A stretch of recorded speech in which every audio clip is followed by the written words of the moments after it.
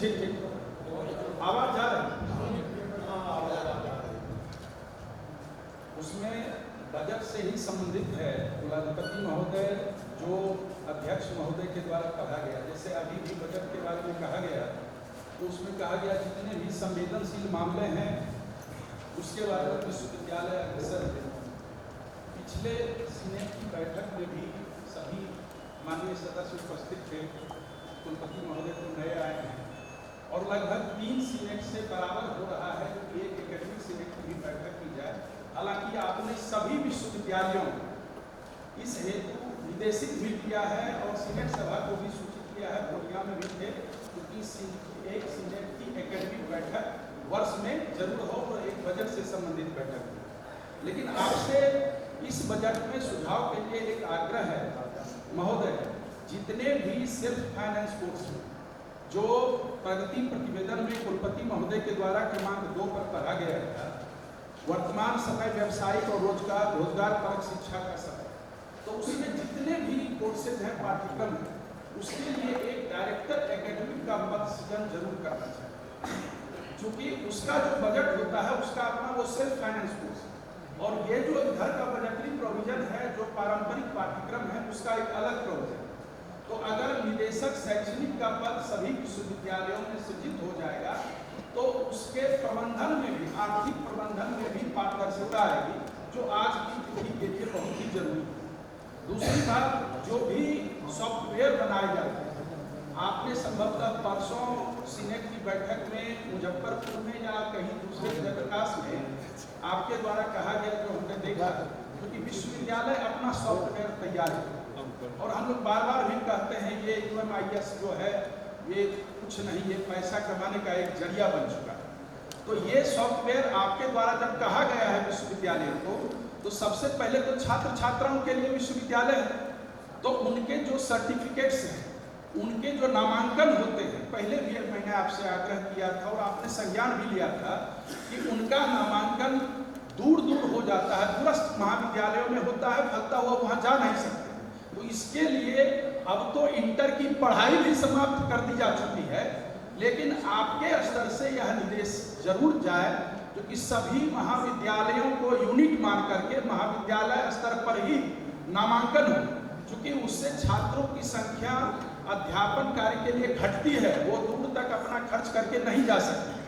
और तीसरी बात, जो शिक्षकों की और शिक्षकेतर कर्मचारियों की प्रोन्नति है, कुलाधिपति महोदय, आपके स्तर से सभी विश्वविद्यालयों को यह जाना चाहिए क्योंकि जो आधिकारिक वेबसाइट है विश्वविद्यालय की, उस वेबसाइट पर उनके प्रोन्नति का खाका या क्या पेपर्स वांटिंग है या क्या जमा किए गए हैं, सही है गलत है, ये आधिकारिक वेबसाइट पर रहना चाहिए, क्योंकि कागजातों के अभाव में वर्षों वर्षों तक प्रोन्नतियां नहीं दी जाती और ये बहुत ही जरूरी है, क्योंकि अपना जब आधिकारिक वेबसाइट है तो उस पर सारे चीज दिए जाना चाहिए। जैसे अनुकंपा की नियुक्ति है, अब अनुकंपा का तो अर्थ समझा जाता है, वो अपने आप में उसका भावार्थ कितना गहरा है, लेकिन उस पर जो नियुक्ति होगी उसके बारे में कहीं किन्हीं का कागजातों की कमी कह करके उनको छोड़ दिया जाता है और किन्हीं को नियुक्त किया जाता है। तो ये सब जब आधिकारिक वेबसाइट पर सारा कुछ रखा जाएगा तो निश्चित रूप से विश्वविद्यालय के कार्य प्रणाली में पारदर्शिता आएगी। और कुलाधिपति महोदय, एक और निश्चित रूप से एक प्रावधान हो, चूंकि विश्वविद्यालयों में ये मामला आता है, अगर कोई दानदाता विश्वविद्यालय को सहयोग आर्थिक रूप से करना चाहते हैं, इसके लिए एक अलग से बायलॉज बनाया है, बने हुए हैं बायलॉज पहले से, लेकिन वो सुस्पष्ट नहीं है, क्योंकि अगर कोई भवन देना चाहता है, कोई बड़ा चीज देना चाहता है, कोई पुरस्कार के लिए छात्र छात्राओं को विभिन्न फैकल्टी में अगर आर्थिक सहयोग देना चाहते हैं प्रोत्साहन के लिए, तो इसके लिए अगर समान रूप से सभी विश्वविद्यालय में जाएगा कोई निवेश, तो विश्वविद्यालयों की आर्थिक स्थिति और मजबूत हो और निश्चित रूप से आज भी दानदाता का प्रोविजन बना हुआ, लेकिन उसमें स्पष्टता जरूरी है। बस इन्हीं बातों के साथ पूरे सीनेट सभा की ओर से आपके प्रति आभार व्यक्त करते हैं, क्योंकि 24वें सीनेट सभा में आपकी भौतिक उपस्थिति ही हम सबों को रोमांचित कर रही है। बहुत बहुत आभार, बहुत बहुत।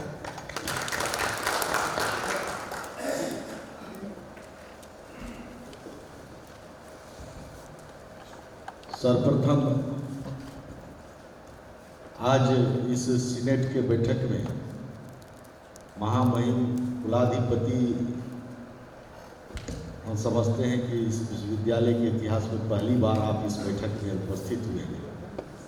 संपूर्ण कोसीवासी के तरफ से आपका हम बहुत बहुत अभिनंदन करना चाहते हैं और बहुत खुशी है कि आपने स्वयं से जिस प्रकार से विश्वविद्यालय को आप के नेतृत्व में जिस प्रकार से विश्वविद्यालय पर आपका ध्यान है, हमको लगता है कि यह बीएन मंडल विश्वविद्यालय निश्चित रूप से आने वाले समय में प्रगति की राह में आगे बढ़ेगा।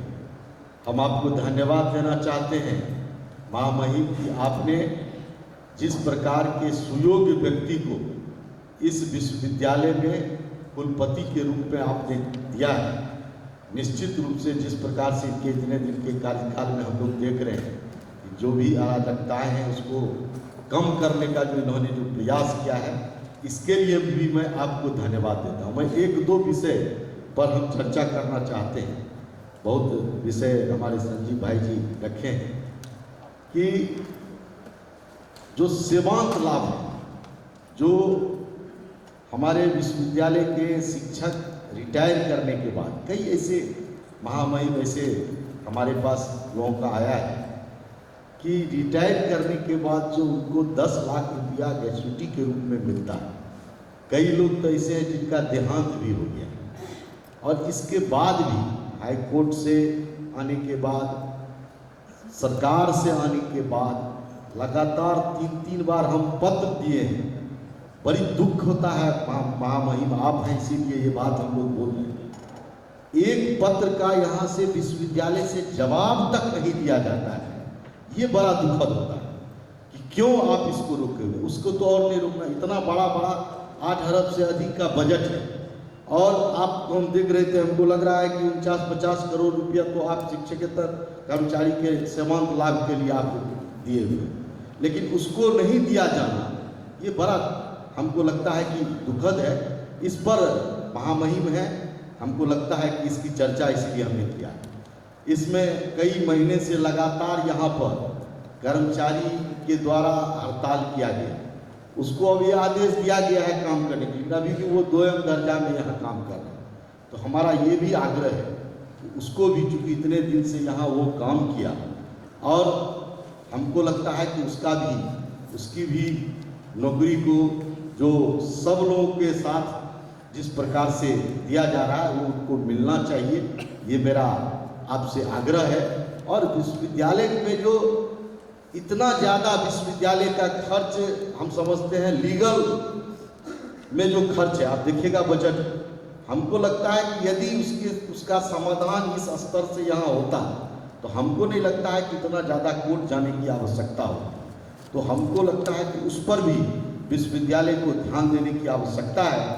यही 2-3 बातों को कहते हुए आप यहाँ आए और आज का जो बजट पेश हुआ, हम सब लोग मिलकर के इस बजट के समर्थन में अपनी बात को रखते हुए अपने वाणी को विराम देते हैं। बहुत बहुत धन्यवाद।